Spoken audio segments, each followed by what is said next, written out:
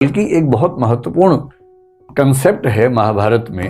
मैं आपको वो छोटी सी कहानी बताता हूं तो आप उसका आनंद ले पाएंगे कि भारतीय परंपरा में कितनी शानदार बात कही गई है। महाभारत आप जानते हैं क्या होता है ना।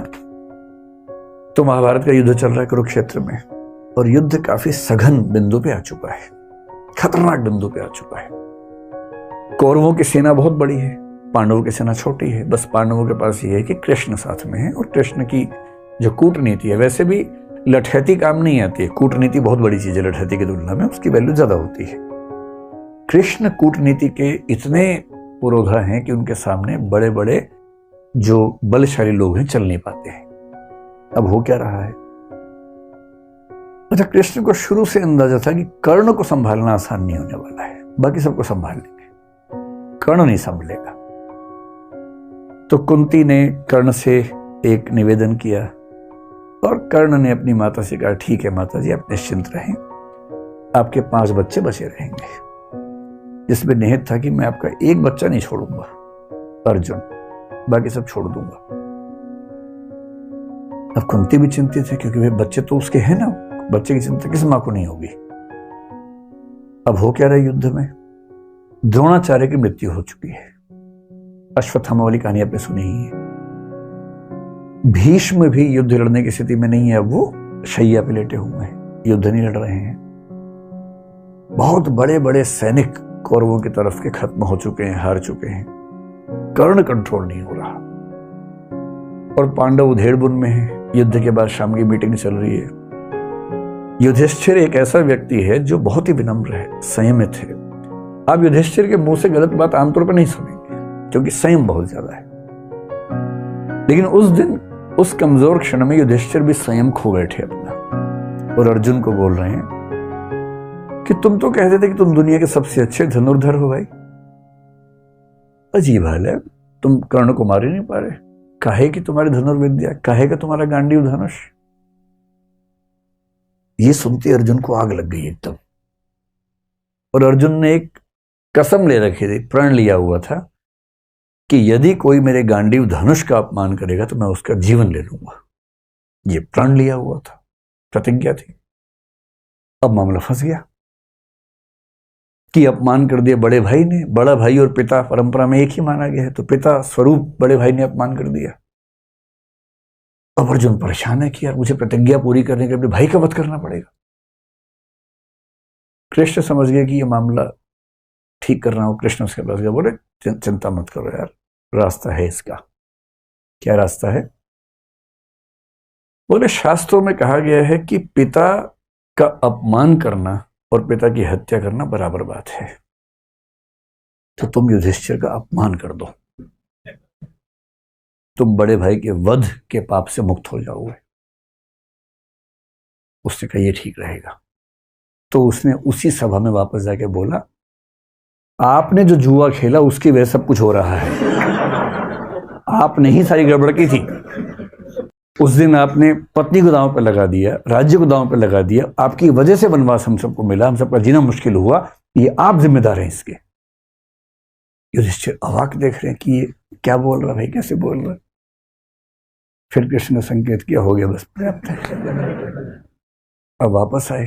युधिष्ठिर तो चुप हो गए। उदात्त आदमी चुप हो जाता है, ऐसे क्या बोलेगा उसके बाद। अब अर्जुन को गिल्ट फीलिंग बड़ी खतरनाक है। कृष्ण के पास बैठ के बोल रहा है कि मैं ये झेल नहीं सकता।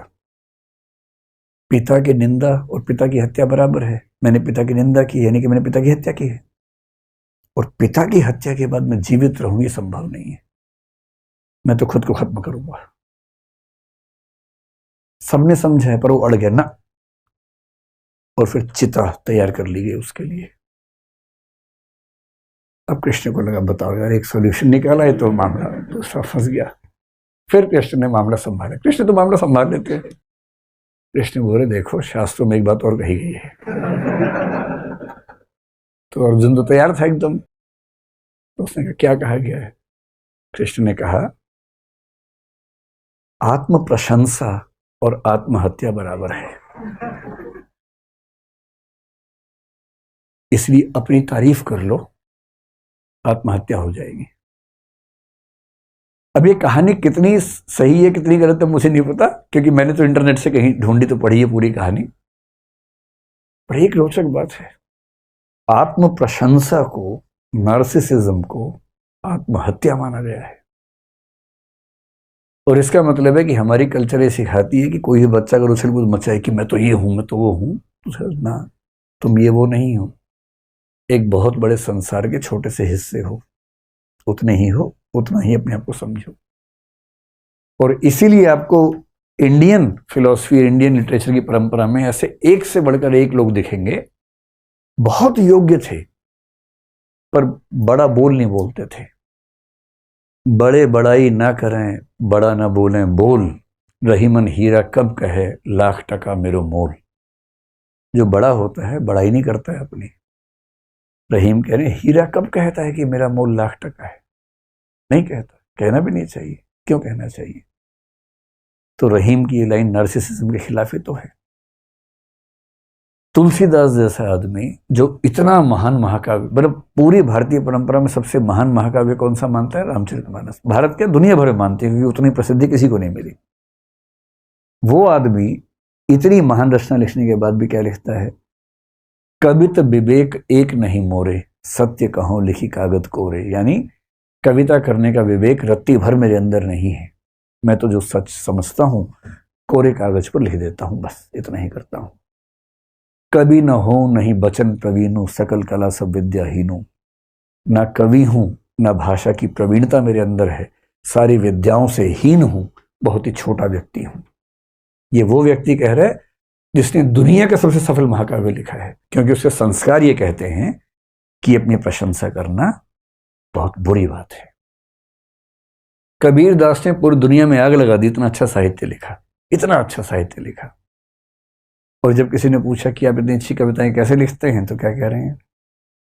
तुम जिन जान्यो गीति हैं वह निज ब्रह्म विचार। तुम जिनको मेरी कविताएं बता रहे हो ना, कविता वविता कुछ नहीं है, मैं तो अपनी बात भगवान के बारे में लिखता हूं, आप उसको बोलते कविता है। कविता कहाँ? ना मैं पढ़ा लिखा हूं, ना मैं कुछ जानता हूं। मतलब कबीर कह रहे हैं कि मैं पढ़ा लिखा नहीं हूं, जबकि उनका साहित्य पढ़ के लोग पीएचडी कर करके खत्म हो गए हैं, पर वो कह रहे हैं कि मैं तो पढ़ा लिखा नहीं। बड़प्पन की पहचान होती है अपने बारे में कुछ ना कहना, और ये बात भारतीय परंपरा में एक नहीं, दो नहीं, हजारों बार कही गई है।